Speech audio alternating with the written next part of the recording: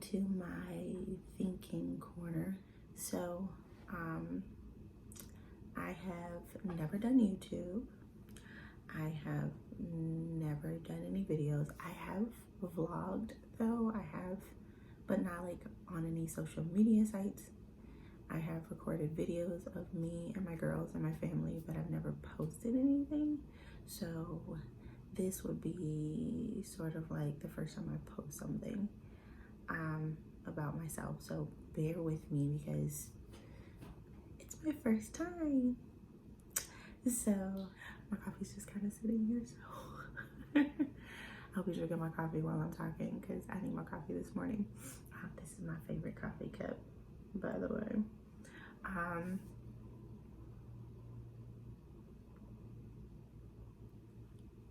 And I've recently gone through a divorce, and I've watched a lot of YouTubers on YouTube, and it's kind of helped me throughout my divorce, throughout my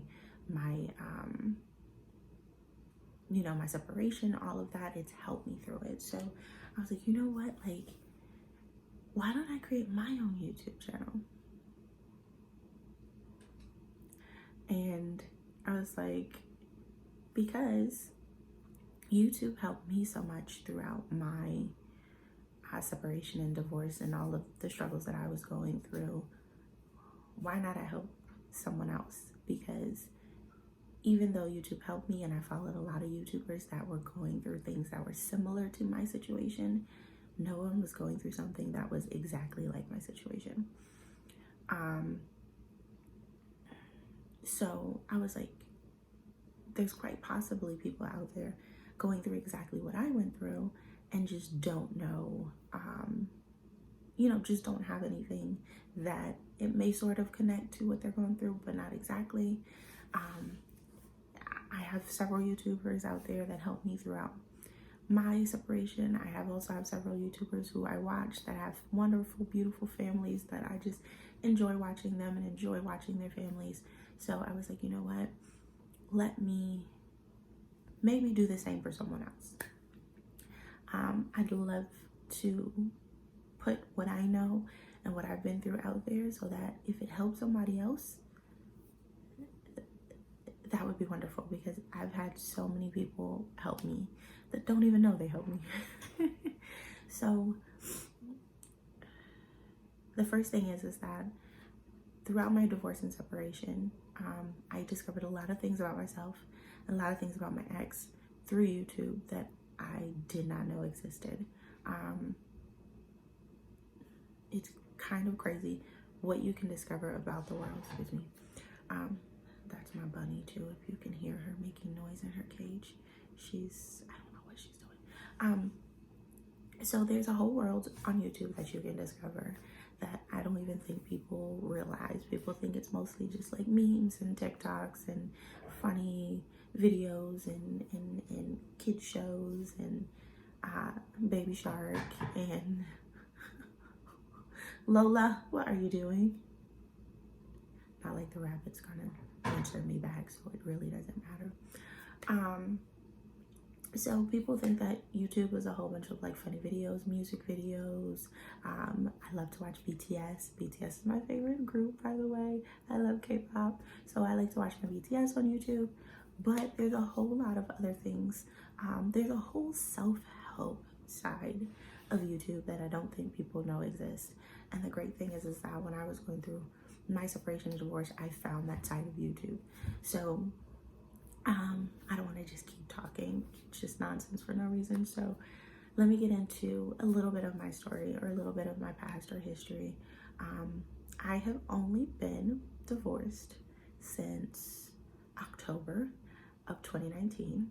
It is now January of 2020, so I haven't been divorced that long, but I have been separated from my ex for at least 2 years.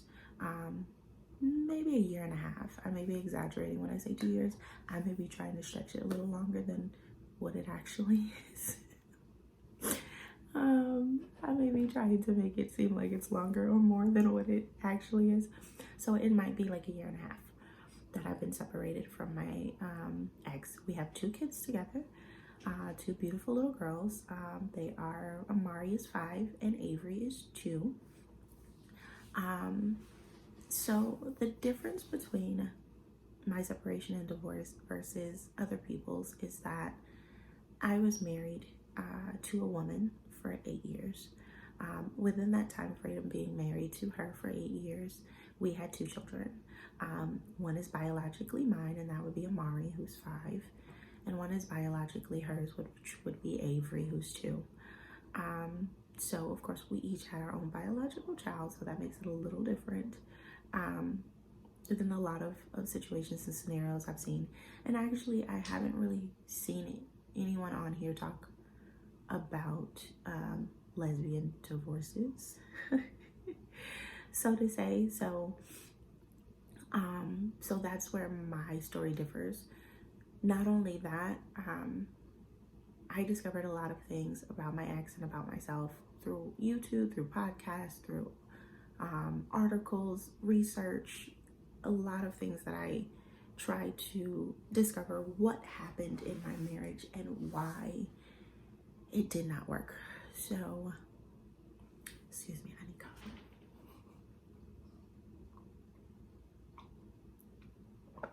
coffee. So, I discovered within my marriage that there were things that played in my marriage that I was unaware of.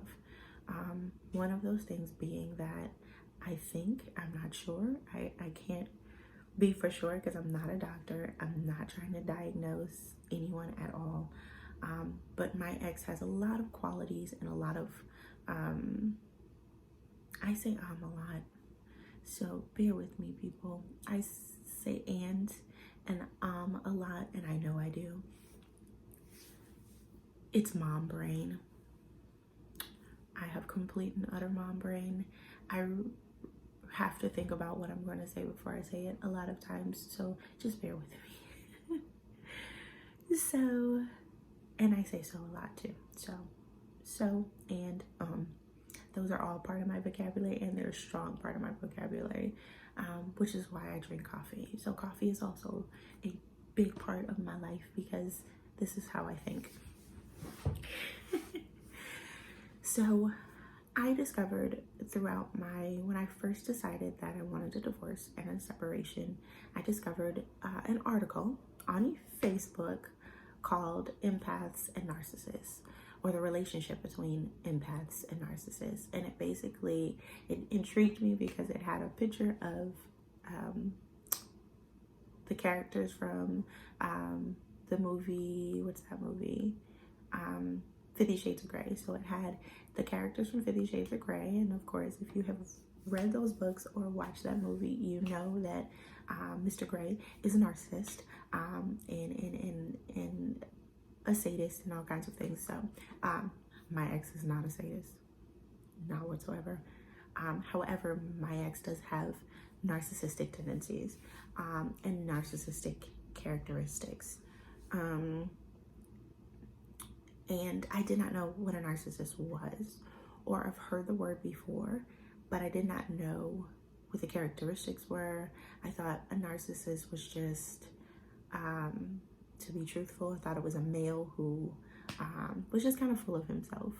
That's what I've heard of narcissists before. They're mostly men. They're mostly vain and full of themselves and selfish and all of that. So I never paid attention to it before, but I read this article. It was by Enlightenment or Enlighten. It's something that it was just something random that popped up on my Facebook page. Not anything that I followed, not anything that I had liked before. It just popped up randomly, and I clicked on it and I read it, and my eyes got this big. I was like, oh my goodness, this sounds big. Me and my current wife at the time. And I already knew that I was an empath. I've already heard of empathy or being empathetic or being an empath. I've already heard about that. So I knew I was an empath. But there are people out here who don't have empathy for others. And there's a possibility they could be a narcissist. There's a possibility they just may not have empathy. And I think that's basically one of the main characteristics of being a narcissist. So I read this article and it basically described my ex. And I was like, that's interesting. And in this article, it just basically said, okay, narcissists are not empathetic. They are really charming and sweet. And at first, and then all of a sudden they turn into a different person. They like to put you down. They like to make you feel less than what you are. They like to twist and turn and manipulate things and manipulate situations. They'll create situations. And then when it comes time, they'll be like, oh, I didn't do that. That wasn't me. I didn't have anything to do with that. They'll make you feel sad or make you feel unworthy. And then when you turn it on them and say, well, you did this, they'll be like, oh, I didn't do any of that. I didn't have anything to do with that. That's how you feel about yourself. Like, I don't have any control over that. That was my ex completely. She would flip things on me. She'd tell me that I did things wrong all the time. She'd question whether or not if I was a good person. She'd question if, if I could be a good girlfriend or be a good wife, or she told me I had potential to be a good wife or a good girlfriend. She told me like all of these things, and she constantly attacked my character and attacked the type of person that I was, and attacked basically me, everything about me, my characteristics, my looks, my personality, well, characteristics and personality, same thing, but she just basically attacked everything about me. And it got me to a point where it was like, is she seeing something that I'm not seeing about myself? That I've always prided myself on being a very confident in who I am type of person, but she would flip things on me and manipulate situations to make me feel like I was not seeing myself in the right way or not seeing myself in the right light. And I was like, okay, maybe I could have handled that situation better. Maybe I could have said that better. Maybe I could have done this better. And the more and more she did it, the more I started to be like, no, I don't think this is me. I think this is you. I don't think I'm doing this. I think you are doing this. You're manipulating situations to make it seem like it's me. And she'd be like, no, I'm not. Like, you're being defensive. And I'd be like, okay, I'm just saying, like, you say that's the way I said it, but that's not really the way I said it or the way I meant it. And she's like, oh, no, that's the way you said it. That's the way you meant it. And I'd be like, no, it's not. And so then she started telling me I was defensive. Like, every time I counted her, she was like, oh, you're so defensive.